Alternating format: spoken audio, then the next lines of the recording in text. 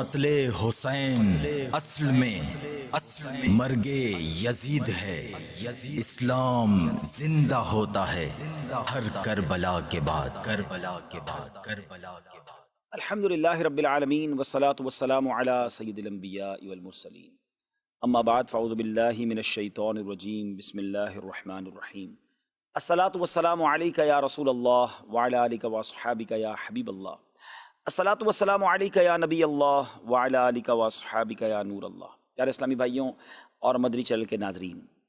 آج پروگرام واقعہ کربلا لے کر ہم حاضر ہیں، اور نیت یہ ہے کہ اس پروگرام میں ہم واقعہ کربلا کو بیان کریں۔ اس کا طریقہ کار یہ ہوگا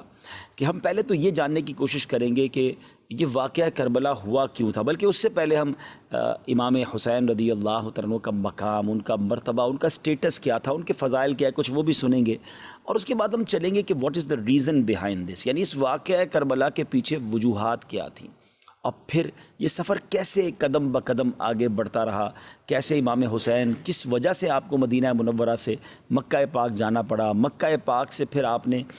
کوفہ کا جو سفر کیا، کربلا کا جو سفر کیا، وہ کیوں کیا، اور اس کے بعد وہاں کیا واقعات پیش آئے۔ بڑے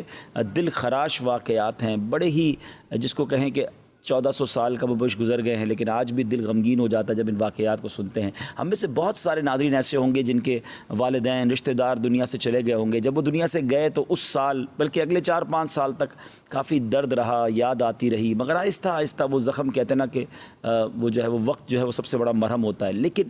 یہ ایک ایسا واقعہ ہے ناظرین کربلا کا کہ 1400 سال گزر گئے، مگر جب جب یاد آتی ہے دل غم میں ڈوب جاتا ہے کہ نواسہ رسول، جگر گوشہ بطول، امام حسین، امام علی مقام، امام عرش مقام رضی اللہ عنہ کے ساتھ جو ظلم ہوا، جو زیادتی ہوئی، اور پھر صرف آپ کے ساتھ نہیں، آپ کے رفقا کے ساتھ، آپ کے گھر والوں کے ساتھ۔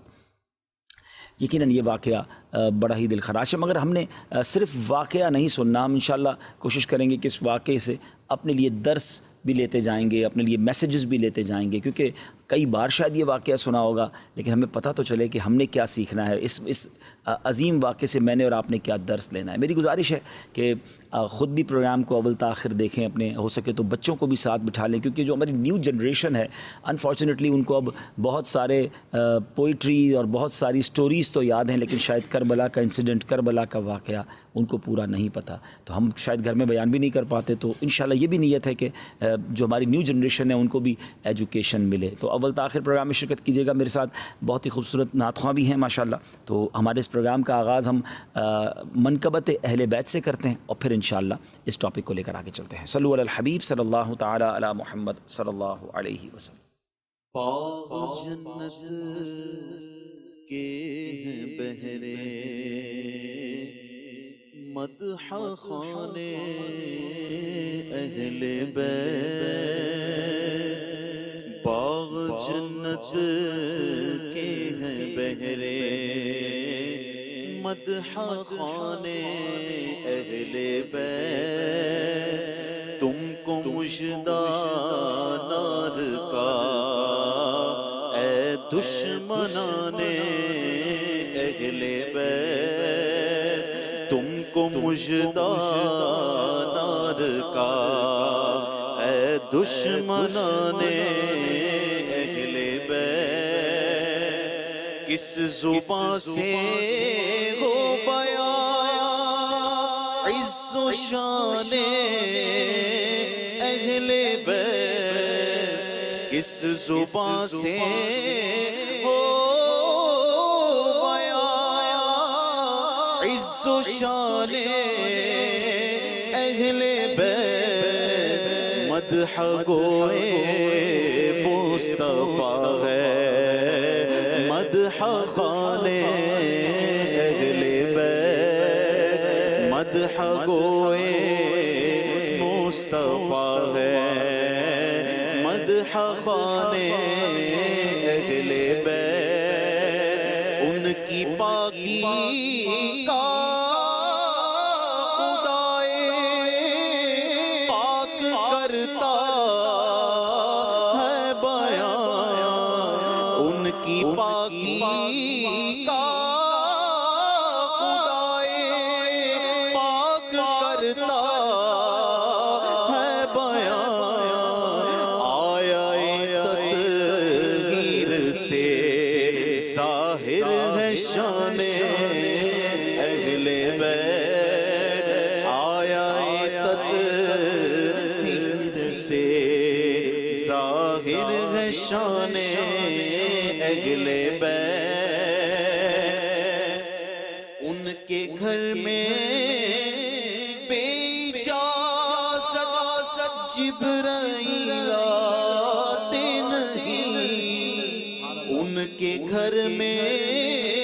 بے اجازت جبرائیل آتے نہیں، قدر والے جانتے ہیں قدر و شان اہل بیت، قدر والے جانتے ہیں قدر و شان اہل بیت، پھول زخموں کے کھلائے ہیں ہوائے دوست نے، خون سے سینچا گیا ہے گلستان اہل بیت، خون سے سینچا گیا ہے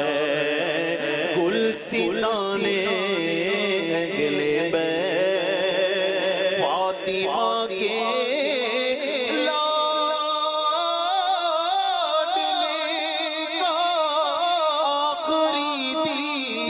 دیدار ہے، فاطمہ کے لاڈلے کا آخری دیدار ہے، حشر کا ہنگامہ برپا ہے میانے اہل بیت، حشر کا ہنگامہ برپا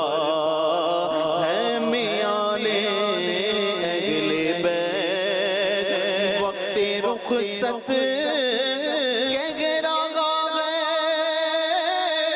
خاک میں ملتا سہاگ، وقت رخصت کہہ رہا ہے خاک میں ملتا سہاگ، لو سلام آخری ہے بیوگانے اہل بیت، بے ادب گستاخ کا کو سنا دے اے حسن، بے ادب گستاخ فرقہ کو سنا دے اے حسن، یوں کہا کرتے ہیں سنی داستان اہل بیت، یوں کہا کرتے ہیں سنی داستان اہل بیت، باغ جنت کے ہیں بہرے مدح خانے اہل بیت، تم کو مژدہ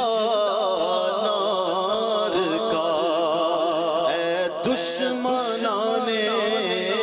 اہل بیت۔ پیارے پیارے اسلامی بھائیوں، عاشورہ کا دن 10 محرم الحرام، 10 محرم الحرام، یقیناً ایک ایسا تاریخی دل خراش واقعہ ہوا ہے کہ جب بھی یہ دن آتا ہے ہمیں اس واقعے کی یاد دلاتا ہے، مگر شاید بہت سارے ویورز کو، بہت سارے ناظرین کو یہ نہ معلوم ہو کہ یہ دن فقط یہی واقعہ نہیں ہوا، مگر اس سے پہلے بھی اسلامی تاریخ کے بڑے امپورٹنٹ، بڑے ہی امیزنگ واقعات اس دن ہوئے۔ آپ ذرا سنتے جائیے گا کہ حضرت آدم علیہ نبینا علیہ الصلوۃ والسلام کی جو توبہ قبول کی گئی وہ دن 10 محرم الحرام کا تھا۔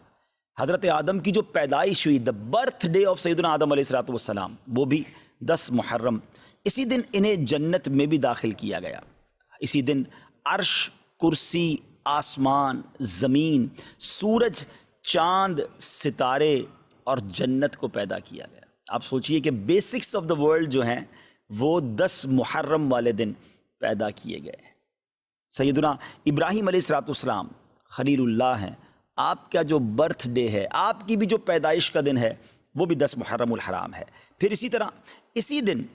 حضرت ابراہیم علیہ السلام کو جو آگ سے نجات ملی تھی، جو آگ گلزار بنی تھی، وہ بھی 10 محرم کا دن تھا۔ یہی وہ دن تھا جب حضرت موسیٰ علیہ نبینا علیہ السلام اور آپ کی امت کو نجات ملی اور فرعون اپنی قوم سمیت غرق ہوا۔ حضرت سیدنا عیسیٰ روح اللہ علیہ نبینا علیہ السلام کی جو پیدائش ہے وہ بھی 10 محرم الحرام کو ہوئی۔ جو حضرت عیسیٰ علیہ السلام کو آسمانوں پر اٹھایا گیا ناظرین، that was also the day of Ashura, وہ بھی دن 10 محرم الحرام کا تھا۔ حضرت نوح علیہ السلام کے زمانے کے طوفان کو کون نہیں جانتا، مگر اس طوفان سے جو فارغ ہونے کے بعد ان کی کشتی کوہ جودی پر ٹھہری تھی، وہ دن بھی 10 محرم الحرام کا تھا۔ حضرت سلیمان علیہ السلام کی بادشاہت پوری دنیا میں مشہور ہے، مگر جو یہ بادشاہت، یہ ملک عظیم آپ کو جو عطا کیا گیا، وہ دن بھی 10 محرم الحرام تھا۔ حضرت یونس علیہ السلام کا واقعہ، جو مچھلی کے پیٹ میں آپ گئے، کتنا مشکل وقت آپ نے گزارا، مگر جو مچھلی کے پیٹ سے نکلنے والا دن تھا، یعنی اس مصیبت سے نجات کا جو دن تھا، وہ دن بھی 10 محرم الحرام ہی کا تھا۔ حضرت یعقوب علیہ السلام کی بینائی کا جو ذوف دور ہوا، پرانی واقعہ ہے کہ آپ کی بینائی میں جو کمزوری تھی وہ جو دور ہوئی، وہ دن بھی 10 محرم الحرام کا تھا۔ حضرت یوسف علیہ السلام کی ہسٹری جنہوں نے پڑھی ہے انہیں معلوم ہے کہ آپ کو گہرے کنویں میں ڈال دیا گیا تھا، مگر اس گہرے کنویں سے جو نکالا گیا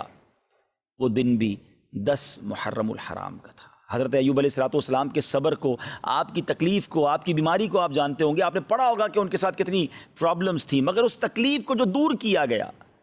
وہ دن بھی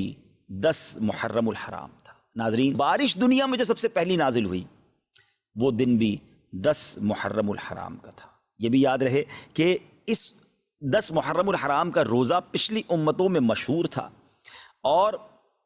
یہاں تک کہا گیا کہ اس دن کا روزہ ماہ رمضان کے روزوں سے پہلے فرض تھا، پھر اسے منسوخ کر دیا گیا۔ یہ تقریباً میں نے آپ کو 24 واقعات، انسیڈنٹ اور ایونٹس بتائے جو اس دن ہوئے، اور 25واں پھر وہ واقعہ امام علی مقام، امام عرش مقام، امام تشنا کا، امام حسین رضی اللہ عنہ اور آپ کے رفقا کو بھوکا پیاسا رکھ کر کربلا کے میدان میں جو شہید کیا گیا، وہ دن بھی 10 محرم الحرام کا تھا۔ تو اس کا مطلب یہ ہوا کہ اب اسلامی تاریخ کا تاریخی ترین دن ہے، ہسٹوریکل دن ہے، اور اس دن بہت بڑے بڑے اسلامی واقعات ہوئے۔ اگر کسی کا ذہن ہو تو وہ سوچے کہ اس دن میں اللہ کی رحمت کو کس قدر پکار سکتا ہوں، کس قدر عبادت کر سکتا ہوں۔ جو رب حضرت یوسف کو گہرے کنویں سے نکال سکتا ہے، جو حضرت یونس کو مچھلی کے پیٹ سے نکال سکتا ہے، جو حضرت ایوب کی بیماری کو دور کر سکتا ہے، جو حضرت موسیٰ کے لیے عاشورہ کے دن فرعون سے نجات کے لیے دریائے نیل میں راستے نکال سکتا ہے، وہ رب کریم میری مشکلوں کو بھی دور فرما سکتا ہے، وہ رب کریم میرے لیے بھی رحمت کے دروازے کھول سکتا ہے۔ تو یہ دن ہم نے عبادت میں، رب کو پکارنے میں، اس کی بارگاہ میں التجا کرنے میں گزارنا ہے، اور اس کی بارگاہ میں اسی طرح التجائیں کرنی ہیں، تو انشاءاللہ ضرور کرم ہوگا۔ اب آئیے چلتے ہیں ناظرین، حضرت عیسیٰ علیہ السلام کو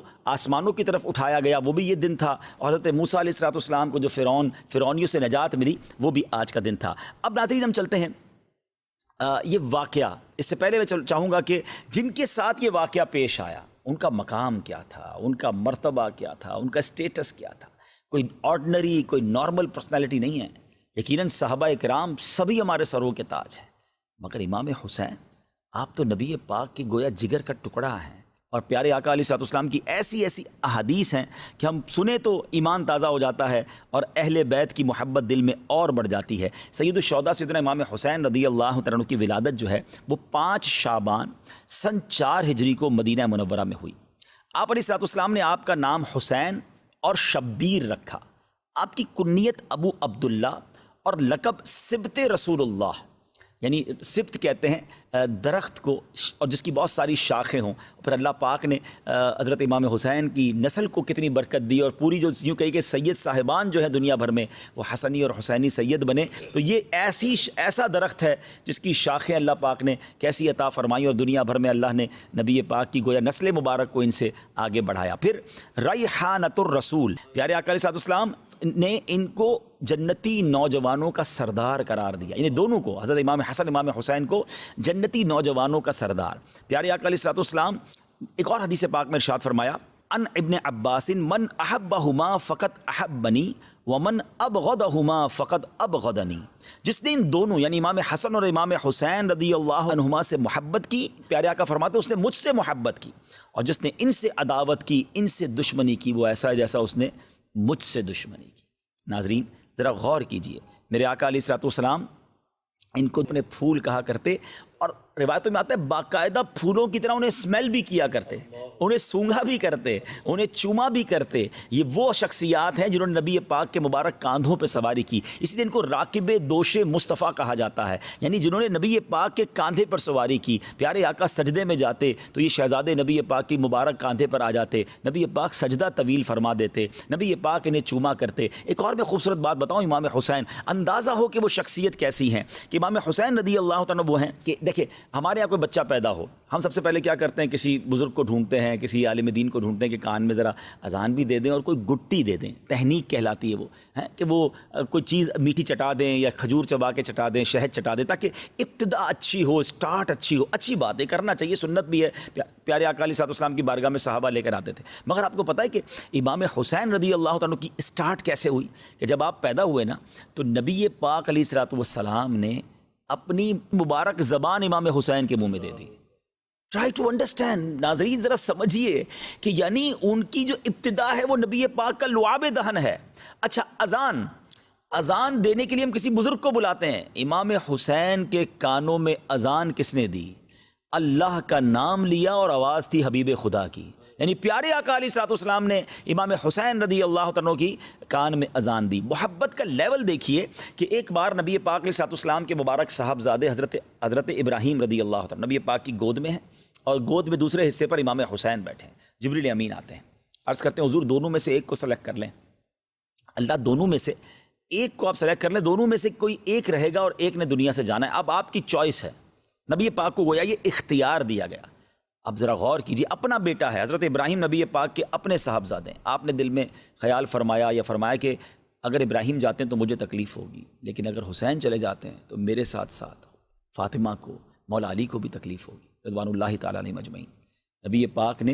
امام حسین کو گویا سلیکٹ کیا. کچھ دنوں کے بعد حضرت ابراہیم جو نبی پاک کے اپنے صاحبزادے ہیں رضی اللہ تعالیٰ عنہ، ان کا وصال ہو گیا.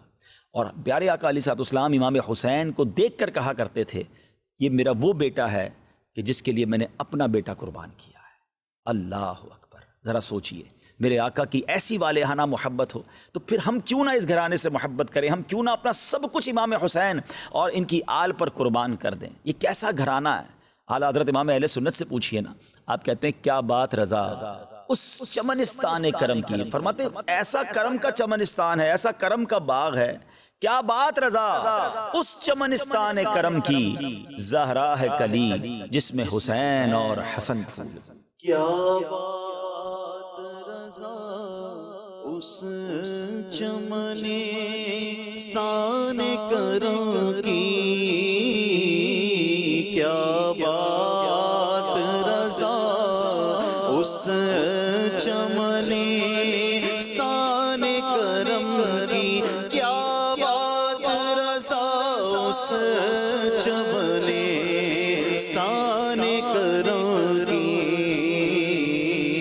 سہرا ہے کلی جس میں حسین اور حسن پھول، سہرا ہے کلی جس میں حسین اور حسن پھول. اب امید ہے کہ سچی بات تو یہ ہے کہ پھر بھی ہماری اوقات بھی نہیں ہے. ہماری اوقات کیا ہے کہ ان بڑی ہستیوں کا ہم ذکر کریں. نہ ہمارے پاس الفاظ ہیں، نہ ہم ان کی شان بیان کر سکتے ہیں۔ ہم تو صرف یہ دامن پھیلائے آج پروگرام کے لیے آ گئے ہیں کہ ان کا ذکر کریں گے، اچھوں کا ذکر کریں گے، بڑوں کا ذکر کریں گے، سرکاروں کا ذکر کریں گے، تو ہماری جھولیاں بھی بھر دی جائیں گی۔ اعلیٰ حضرت کہتے ہیں نا کہ کیسے آقاؤں کا بندہ ہوں رضا،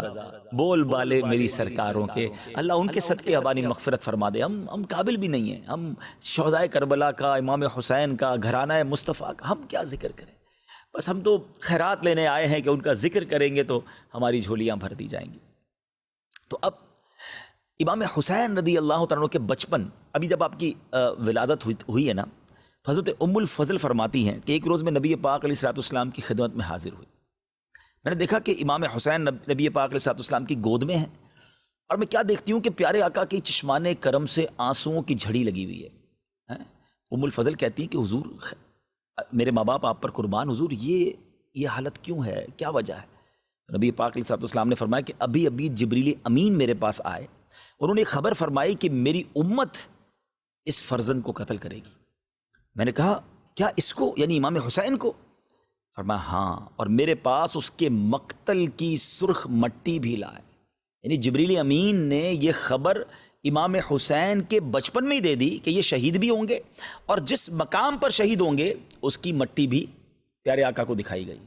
ایک اور روایت سنیے، ابو نعیم نے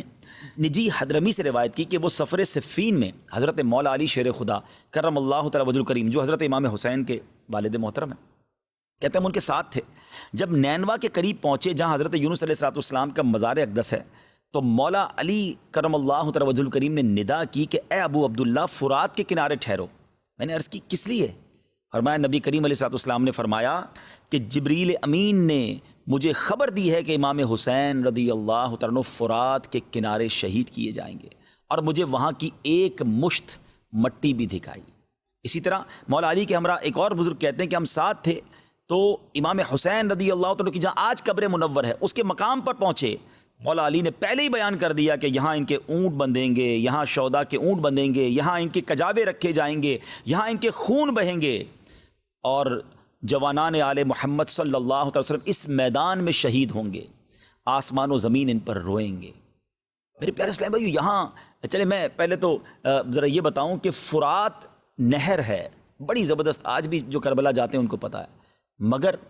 فرات کا کنارہ تھا، مگر ان ظالموں نے پانی نہ پینے دیا، اور پیاسا ہی ان کو دنیا سے جانا پڑا۔ وہ مولانا حسن رضا خان صاحب کا شعر ہے نا کہ آپ فرماتے ہیں کہ اے فرات تو خاک میں مل جا، تجھے اہل بیت کے نوجوانوں کی سوکھی زبانیں نظر نہ آئیں۔ خشک ہو جا خاک ہو گئے، خاک میں مل جا پورا، خشک ہو جا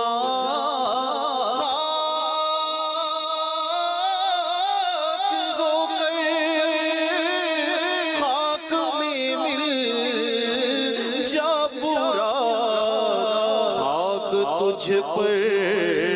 دیکھ تو سوکھی زبانیں اہل بیت، خاک تجھ پر دیکھ تو سوکھی زبانیں اہل بیت۔ اب ناظرین یہاں جو بات بڑی اہم سمجھنے والی ہے، دیکھیں نبی پاک علیہ السلام کو بچپن سے معلوم تھا کہ امام حسین شہید ہوں گے، مولا علی کو معلوم ہے، بی بی فاطمہ کو معلوم ہے رضوان اللہ تعالیٰ علیہ مجمعین، اور صحابہ کرام کی بڑی جماعت کو، یعنی مدینہ منورہ بھی مشہور ہو چکا تھا کہ نواسہ رسول شہید کیے جائیں گے۔ اب بڑا ریلیونٹ کوسچن ہے، بڑا اہم سوال ہے کہ جناب نبی پاک علیہ السلام تو وہ ہیں جو اشارہ کریں تو چاند دو ٹکڑے ہو جاتا ہے، آپ دعا فرمائیں تو ڈوبا سورج پلٹ آتا ہے، بڑے بڑے مسائل، بڑے بڑے پرابلم لے کر صحابہ آتے اور نبی پاک ہاتھ اٹھاتے ان کے مسائل حل ہو جاتے، ٹوٹی پنڈلی لے کر آتے پیارے آقا جوڑ دیتے، نکلی آنکھ لے کر آتے نبی پاک لگاتے وہ آنکھ روشن ہو جاتی۔ وہ آقا علیہ السلام جن کے پاس اتنا اختیار اور محبت کا عالم یہ کہ نبی پاک فرمایا حسین مجھ سے اور میں حسین سے ہوں، تو جب پتہ چل گیا کہ ان کو شہید کیا جائے گا تو ایک بار کبھی نبی پاک نے اللہ کی بارگاہ میں دعا کی یا اللہ میرا نواسا ہے، میں اس سے بڑی محبت کرتا ہوں، اے اللہ وہ مصیبت کربلا کے میدان کی اس سے ٹال دے، رب کریم یہ جو امتحان ہونا ہے میرے حسین پر وہ امتحان نہ آئے۔ اچھا چلے نبی پاک نے دعا نہیں کی، مولا علی کے تو جگر کا ٹکڑا تھے نا، مولا علی نبی پاک کے پاس آ جاتے۔ اچھا ماں تو ماں ہوتی ہے نا، خاتون جنت رضی اللہ تعالی عنہا ہی کبھی نبی پاک کی بارگاہ میں آتی کہ حضور ایک طرف تو آپ حسین سے اتنا پیار کرتے ہیں، حضور میرا بیٹا ہے، آپ دعا کر دیں اللہ کی بارگاہ میں اللہ یہ امتحان ٹال دے۔ آپ سوچئے یہ کیا بات تھی، ایوری بڈی نوز اٹ، سب کو معلوم ہے، مگر کوئی دعا نہیں کر رہا اس امتحان کے ٹلنے کی، کوئی التجا نہیں کر رہا۔ اس کا مطلب پتہ کیا ہوا ناظرین ہیں کہ سب لوگ اس امتحان کے لیے تیار تھے، وہ امام حسین کی پرورش کر رہے ہیں کہ ہمارا بیٹا بڑا ہو کر اس امتحان سے گزرے، اللہ کی رضا کے لیے اپنا سر کٹائے، شہادت کا مرتبہ حاصل کرے۔ یہ کیسا جذبہ تھا، یہ کیسی ٹریننگ تھی، یہ کیسی رب کی رضا پر راضی رہنا تھا۔ وہ شاعر کہتے ہیں نا، زباں پر شکوائے رنج و علم لایا نہیں کرتے، زباں پر شکوائے رنج و علم لایا نہیں کرتے، نبی کے نام لیوا غم سے گھبرایا نہیں کرتے۔ آپ سوچئے کہ یہ یعنی اب ہم سب کے لیے میسج کیا ہے۔ میں نے جیسے پروگرام کے شروع میں کہا تھا کہ ہم واقعہ کربلا انشاءاللہ پوری کوشش کریں گے کہ سٹیپ بائی سٹیپ بیان کریں، مگر اپنے لیے بھی تو میسج لینا کہ بچپن سے پتہ ہے یہ بیٹا شہید ہوگا، سب راضی ہیں، ہم پر چھوٹا سا امتحان آ جائے، ہم پر چھوٹی سی کوئی پرابلم آ جائے، واویلا، شکوے، شکایات، کمپلین، پتہ نہیں میرے ساتھ کیوں ہو رہا ہے، میرا کیا قصور ہے، مجھ پر یہ آفت کیوں آئی ہے، میں تو یہ بھی کرتا ہوں، میں تو وہ بھی کرتا ہوں، اپنے گناہ یاد نہیں آتے، ایسے موقع پر اپنی نیکیاں یاد آتی ہیں جو پہلی ہماری نیکیاں ناقص ہیں۔ ہم کیوں بھول جاتے ہیں امام حسین کے امتحان کو، کیوں بھول جاتے ہیں حضرت ایوب کے امتحان کو، کیوں بھول جاتے ہیں حضرت موسیٰ کے امتحان کو، حضرت ابراہیم کو تو آگ میں ڈالا گیا، اللہ کے نبی ہیں، یہ تمام واقعات بتا رہے ہیں کہ زباں پر شکوائے رنج و علم لایا نہیں کرتے، نبی کے نام لیوا غم سے گھبرایا نہیں کرتے۔ بلکہ امیر اہل سنت نے تو ہمیں ایک اور بہت پیارے انداز میں سمجھایا ہے، خاص طور پہ مبلغین کو، جو لوگ دین کا کام کرتے ہیں اور جب تھوڑا سا کام کرتے ہیں کوئی ساتھ نہیں دیتا، دل توڑ بیٹھ جاتے ہیں، یار بھائی نیکی کا زمانہ نہیں ہے، میں تو چلا تھا مسجد بنانے، میں تو چلا تھا لوگوں کو نیکی کا کام کرنے، میرا ساتھ ہی کسی نے نہیں دیا، میرا دل توڑ دیا، میں تو نہیں کروں گا کام۔ نہیں جناب، یہ شروع میں مشکلیں آتی ہیں۔ امیر اہل سنت فرماتے پیارے مبلغ معمولی سی مشکل پہ تو گھبراتا ہے، پیارے مبلغ معمولی سی مشکل پہ تو گھبراتا ہے، دیکھ حسین نے دین کی خاطر سارا گھر قربان کیا۔ تو سمجھے نا کہ یہ قربانیاں دے کر دین پھیلا ہے، تو ہمارے ساتھ بھی پرابلمز آئیں گے۔ بہت خوبصورت جملہ ہم نے اپنے نگران شورا سے سنا ہے، وہ فرماتے ہیں کہ زندگی کی گاڑی مسائل کے پہیوں پہ چلتی ہے، مسائل آئیں گے، پرابلمز آئیں گی، یہ ہمیں ٹیسٹ کیا جاتا ہے، یہ ہمارا امتحان لیا جاتا ہے۔ تو کربلا کے اس واقعے سے خاص طور پہ بچپن میں جو نبی پاک کو امام حسین کے بچپن میں معلوم تھا یہ شہید ہوں گے، مگر دیر از نو کمپلین، یہ سبق دے رہا ہے ہم سب کو کہ اگر آ جائے کوئی مشکل، یا اللہ ہم تیری رضا پر راضی ہیں، اے اللہ ہمیں اس مشکل دعا کرنے میں حرج نہیں ہے، لیکن واویلا نہیں، شکوہ نہیں، کمپلین نہیں، سب لوگوں کو بتانے کا کیا فائدہ ہے، مزہ پتہ ہے کیا ہے؟ اچھا ایک جملہ آپ نے سنا ہوگا، صبر جمیل کرتے نا، اللہ آپ کو صبر جمیل عطا فرمائے، صبر جمیل پر اجر عظیم عطا فرمائے۔ کبھی کسی کو پوچھ لے حضرت صبر جمیل کا معنی کیا ہے؟ میں آپ سے پوچھتا ہوں، جی مدنی چینل کے ناظرین میں آپ سے پوچھ رہا ہوں، صبر جمیل کس کو کہتے ہیں؟ یہ کسی جمیل بھائی کا صبر نہیں ہے،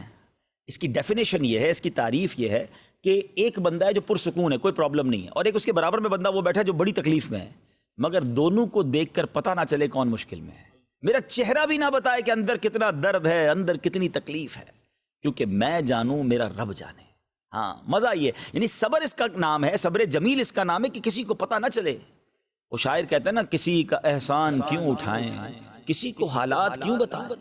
تم ہی سے مانگیں گے تم ہی دو گے، تمہارے در سے ہی لو لگی ہے۔ کسی کا احسان کیوں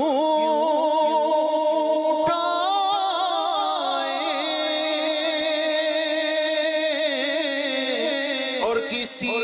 کو حالات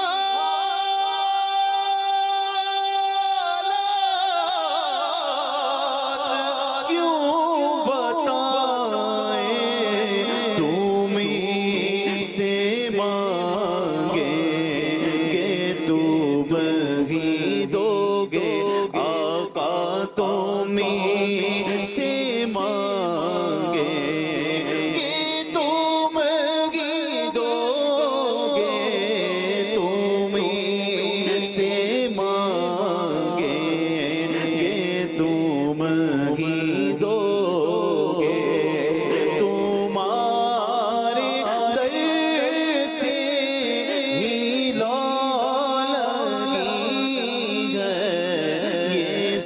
سب تمہارا کرم ہے امید ہے کہ میں اللہ کرے کہ یہ پیغام لینے میں ہم کامیاب ہو جائیں کہ امتحان آئیں گے، مشکل آئیں، ابھی بھی ہو سکتا ہے آپ کسی مشکل میں ہوں، کسی پریشانی میں ہوں، بیماری میں ہوں، قرضے میں ہوں، ٹینشن میں ہوں، کربلا والوں کو یاد کریں اور اللہ کی رضا پر راضی رہیں۔ ان اللہ مع الصابرین، انشاءاللہ اس کی رحمت ساتھ ہوگی، سب بہتر ہو جائے گا۔ اب چلتے ہیں ناظرین، اب یہ واقعہ پہلے تو آپ نے مقام امام حسین سن لیا، بچپن سے ہی سب کو معلوم ہے اور اسی امتحان کی تیاری ہو رہی ہے۔ حضرت امیر معاویہ رضی اللہ تعالیٰ رجب 60 ہجری میں بمقام دمشق میں، یعنی دمشق میں آپ کا انتقال ہوا۔ آپ کے پاس نبی پاک علیہ الصلوۃ والسلام کے بڑے پیارے تبرکات تھے۔ آپ کے پاس پیارے آقا کا ازار شریف، ردائے یعنی چادر اقدس تھی، قمیض مبارک تھا، منہ مبارک تھے، نبی پاک کے مبارک ناخن تھے، اور آپ نے یہ وصیت کی تھی کہ مجھے نبی پاک علیہ الصلوۃ والسلام کی ازار شریف، نبی پاک کی چادر مبارک اور قمیض اقدس میں کفن دیا جائے، اور میرے ان اعضاء پر جن پر سجدہ کیا جاتا ہے پیارے آقا کے منہ مبارک اور ناخن کے تراشے رکھ دیے جائیں، اور مجھے ارحم الراحمین کے رحم و کرم پر چھوڑ دیا جائے۔ یہ عشق رسول تھا حضرت امیر معاویہ کا، اور خاص طور پہ تبرکات سے جو انہیں پیار تھا۔ صحابی رسول ہیں، کاتب وحی ہیں، یہ رہتی دنیا کے لیے میسج ہے کہ تبرکات سے صحابہ کا بھی پیار تھا۔ اگر آج امت کا پیار ہے تو اس میں تو بہت اچھی بات ہے۔ اچھا، لیکن اب ان کا بیٹا کور باطن یزید پلید، اس بدبخت نے یہ نہ دیکھا کہ میرے والد تو نبی پاک علیہ الصلوۃ والسلام کے تبرکات سے بھی پیار کر رہے ہیں، ان کے ناخن مبارک، ان کے منہ مبارک کو دل و جان سے عزیز رکھ رہے ہیں، اور اس ظالم نے جگر گوشہ بطول نبی پاک کے سب جسم کا حصہ ہے امام حسین، ان کے ساتھ ظلم کیا، ان کے ساتھ زیادتی کی۔ وہ کہتے ہیں نا کہ جس کے نصیب پھر جائیں، جس کے اندر بدبختی لکھی ہوئی ہو، تو اس سے بہت بڑے بڑے گناہ ہوتے ہیں۔ اچھا، یہاں میں ایک چھوٹی سی بات کر کے پھر مزید آگے کی طرف چلوں گا کہ ہمیشہ ایک فارمولہ یاد رکھیں کہ کبھی بھی کسی کے بچے کی غلطی کی وجہ سے، کسی کے بچے کے برے عمل کی وجہ سے اس کے والد کو برا بھلا یا کرٹیسائز گھر والوں کو نہیں کیا جائے گا۔ اگر یہ فارمولہ بنا لیا جائے تو پھر تو حضرت آدم علیہ الصلوۃ والسلام اللہ کے نبی ہے نا، آپ کا ایک بیٹا یقیناً حابیل تھا جس کو قتل کیا گیا، مگر قتل کرنے والا کون تھا؟ قابیل، وہ بھی تو آپ ہی کا تو بیٹا تھا۔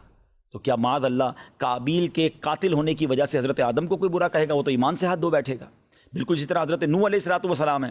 آپ کا ایک بیٹا اس مسلمان نہیں تھا۔ تو اب پتہ یہ چلا، یہ پوری اگر تفصیل میں جائے تو بہت ساری باتیں آ جائیں گی کہ اللہ پاک کی مرضی ہے، ہدایت کسی کو ملے کسی کو نہ ملے ہے، اور یہ بدبختی ہوتی ہے کسی شخص کی کہ وہ اتنے بڑے گھرانے میں بھی پیدا ہو کر وہ ہدایت کا نور حاصل نہیں کر سکتا، مگر اس کی وجہ سے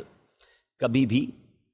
کسی کے اولاد کی وجہ سے والد کو برا بھلا نہیں کہا جائے گا۔ تو یہاں یہ بات بھی ہمیں یاد رکھنی ہے۔ اب کیا ہوا کہ حضرت امیر معاویہ رضی اللہ تعالیٰ کے وصال کے بعد یزید بدبخت جو ہے یہ تخت پر بیٹھ گیا، اور اس نے قبضہ کر لیا، اور اس نے اپنی بیعت کے لیے، اس زمانے میں سمجھے اوتھ لیا جاتا تھا، حلف لیا جاتا تھا، یا بیعت لی جاتی تھی کہ بھائی آپ اس امیر المومنین کے یا اس سلطنت کے حاکم کی بیعت کر لیں اور اس کو فالو کریں گے، اس کے رولز ریگولیشن کو آپ اپنائیں گے۔ تو ہوا یہ کہ سب طرف اس نے خطوط بھیج دیے ساری سلطنت میں کہ سب لوگ یزید کی بیعت کریں۔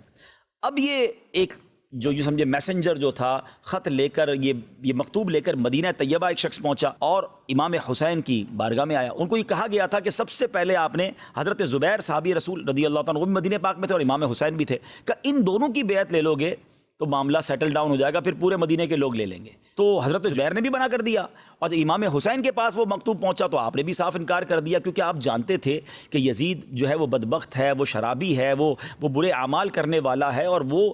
یہ سمجھے کہ مسلمانوں کا رہنما بننے کے قابل ہی نہیں ہے۔ اچھا، امام حسین یہ بھی جانتے تھے کہ اگر یزید کی بات مان لی جاتی ہے پھر تو سمجھے کہ اس نے بڑے آفرز بھی دیے تھے کہ آپ کو اتنے پیسے، تو اتنی مراعات اور اتنی ساری چیزیں آپ کو دی جائیں گی، اور آپ کی لائف بڑی لگژری کر دی جائے گی۔ مگر یہ تو نواسہ رسول تھے نا، یہ جانتے تھے کہ باطل کے آگے اگر آج ہم نے سر جھکا لیا، اگر آج ہم نے کسی فاسق و فاجر کو اپنا امیر بنا لیا، تو پھر تو رہتی دنیا کے لیے اسلام کا نظام بگڑ جائے گا نا۔ آپ ذرا سوچئے، امام حسین خود چاہتے تو بڑی لگژری لائف گزار لیتے، کمپرومائز کر لیتے کہ ٹھیک ہے اب جیسا بھی ہے چلنے دو، لیکن آپ جانتے تھے کہ اگر وہ اس وقت کمپرومائز کر لیتے تو پھر رہتی دنیا کے لیے ایگزامپل بن جاتی کہ آج بھی لوگ کہتے ہیں جب امام حسین کمپرومائز کر سکتے ہیں تو ہم بھی کمپرومائز کر لیں۔ آپ نے کمپرومائز نہیں کیا، آپ نے اس کی بات نہیں مانی، آپ نے اپنا سر کٹانا قبول کر لیا، مگر دین کے پرچم کو بلند کر گئے۔ وہ شاعر کہتے ہیں نا قتل حسین اصل میں مرگ یزید ہے، اسلام زندہ ہوتا ہے ہر کربلا کے بعد۔ آپ نے اپنی جان تو لٹا دی مگر اسلام کو زندہ کر گئے۔ تو اب جب آپ نے اس کی بات نہیں مانی ناظرین، تو اب آپ سمجھ گئے کہ اب یزید نے بہت ظلم کرنا ہے، اب مجھ پر حملے کرنے۔ اور سبحان اللہ، یہاں علماء کہتے ہیں کہ ایک اور ادب بھی تھا کہ میں مدینہ پاک میں ہوں اور یہاں قتل و غارت گری ہوگی، تو شہر مدینہ میں، میرے آقا کے شہر میں بد امنی نہ ہو، یہاں قتل و غارت گری نہ ہو، یہاں پر جو ہے نا وہ بے ادبی نہ ہو، تو بہتر یہی ہے کہ میں مدینہ چھوڑ کر چلا جاتا ہوں۔ اب ذرا سوچئے ناظرین، یہ مدینہ چھوڑنے کی بات پتہ ہے کون کر رہا ہے؟ میں اور آپ مدینے جاتے نا اور مدینے سے واپس آئیں تو دل پر قیامت ٹوٹ جاتی ہے۔ کہتے نا کہ طیبہ سے لوٹنا کسی عاشق سے پوچھئے، طیبہ سے لوٹنا کسی عاشق سے پوچھئے، ایسا لگے کہ روح بدن سے نکل گئی۔ ایک عاشق رسول کی روح بدن سے نکل جاتی ہے تو جو پیدا ہی مدینے میں ہوا ہو۔ ذرا سوچیں، زندگی کے کم و بیش 50 سال آپ نے مدینے میں گزارے، مدینے کی پیدائش ہو اور پھر جن کے نانا جان کا مزار وہاں پر ہو، آپ سوچئے کہ کس قدر محبت ہوگی مدینے سے۔ اور جب آپ مدینہ منورہ سے نکلے نا ناظرین، تو اس کو جس طرح اللہ اکبر جو علماء نے اور جو داستان رقم کی ہے، اگر وہ دیکھیں تو عقل حیران ہو جاتی ہے کہ اس وقت کیا ہوا تھا۔ اب یہ شعبان کی چوتھی رات تھی اور اس کے 3 پہر گزر چکے ہیں، اور نرم نرم ہوا کے جھونکے سونے والوں کو تھپک تھپک کر سلا رہے ہیں۔ ستاروں کے سنہرے رنگ میں کچھ کچھ سفیدی ظاہر ہو چلی ہے۔ اندھیری رات کی تاریکی اپنا دامن سمیٹنا چاہتی ہے۔ تمام شہر میں سناٹا ہے، نہ کسی بولنے والے کی آواز کان تک پہنچتی ہے، نہ کسی چلنے والے کی چہل پہل سنائی دیتی ہے۔ شہر بھر کے دروازے بند ہیں، ہاں خاندان نبوت کے چشم و چراغ اس وقت جاگ رہے ہیں۔ سامان سفر درست کیا جا رہا ہے، ضرورت کی چیزیں باہر نکالی گئی ہیں، سواریاں دروازوں پر تیار کھڑی ہیں، پردے کا انتظام ہو چکا ہے۔ ادھر امام کے بیٹے، بھائی، بھتیجے، گھر والے سواریوں پر سوار ہو رہے ہیں، اور حضرت امام حسین رضی اللہ تعالیٰ عنہ مسجد نبوی سے باہر تشریف لا رہے ہیں۔ دل کی کیفیت ہے، آنکھوں میں آنسو ہیں، محرابوں نے سر جھکا کر تسلیم کی، میناروں نے کھڑے ہو کر تعظیم دی۔ قافلہ سالار کے تشریف لاتے ہی اب نبی زادوں کا قافلہ مدینے سے روانہ ہو رہا ہے۔ یہ وہ مدینہ ہے کہ جہاں نبی پاک علیہ السلام کو جب مکہ پاک میں ستایا گیا تھا، صحابہ کرام کے لیے زندگی مشکل کر دی گئی تھی، تو وہاں سے ہجرت کر کے سکون کے لیے، امن کے لیے، محبت کے لیے تو مدینے آئے تھے۔ یعنی میرے آقا پر جو ظلم و ستم کے پہاڑ توڑے گئے،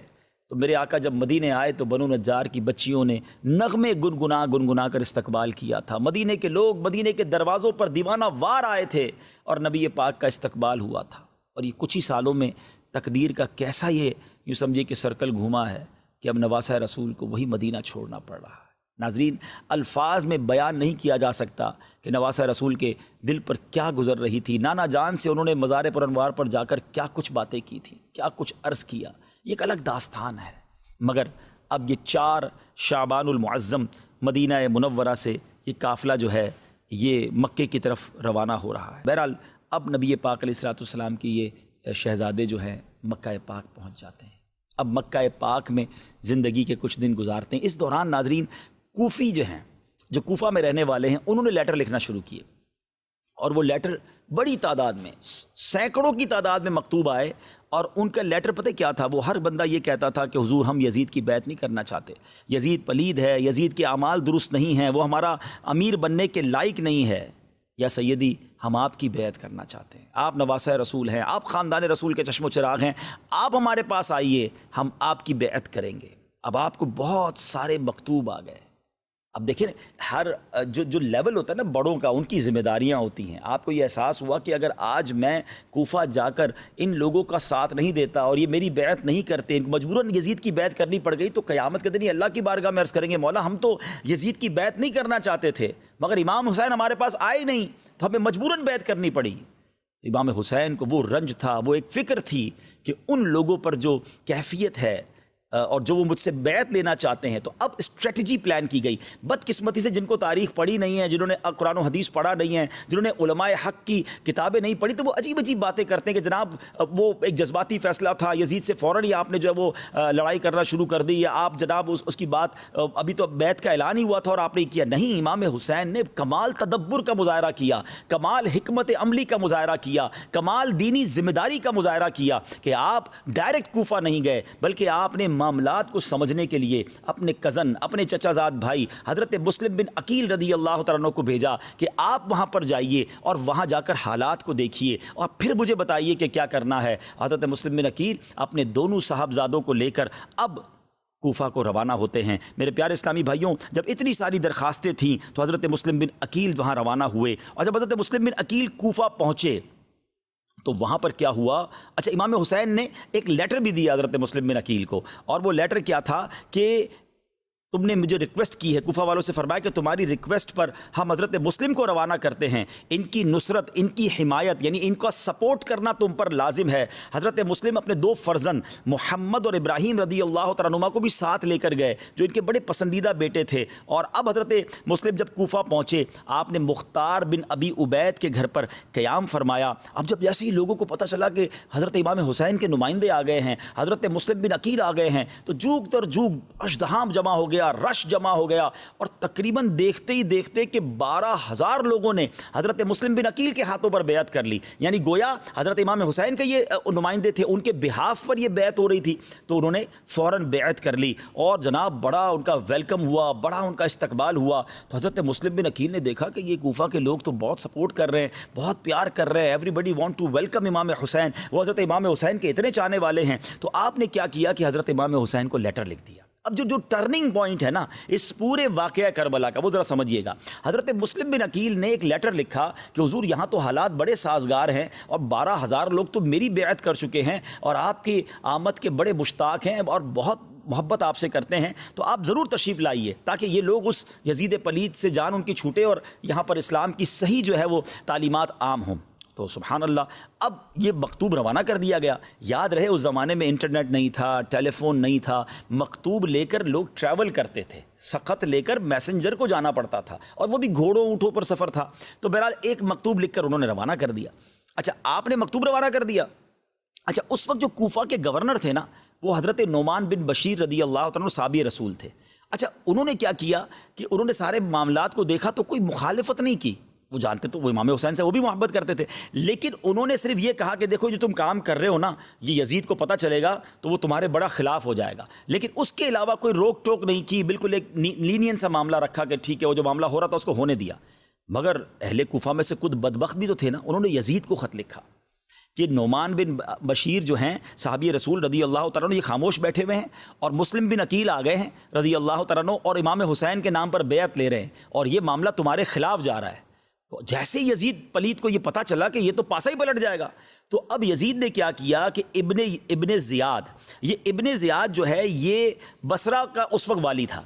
اس کو کوفہ کا گورنر بنایا، اور فوراً کا تم وہاں پہنچو، اور حضرت نعمان بن بشیر رضی اللہ تعالیٰ کو سیک کر دیا، اپنی ذمہ داری سے فارغ کر دیا کہ اب آپ گورنر نہیں ہیں، اب کوفہ کے گورنر کون؟ اب ابن زیاد کوفہ کا گورنر ہوگا۔ اچھا، ابن زیاد ایسا مکار تھا کہ اس کو یہ تو پتہ چل گیا تھا کہ ہزاروں لوگ امام حسین کے چاہنے والے وہاں موجود ہیں، اور میں جا رہا ہوں ان کو روکنے کے لیے، ان کے خلاف کام کرنے کے لیے، تو میں کوفہ میں داخل کیسے ہوں گا؟ تو اس بدبخت نے پلان کیا کیا،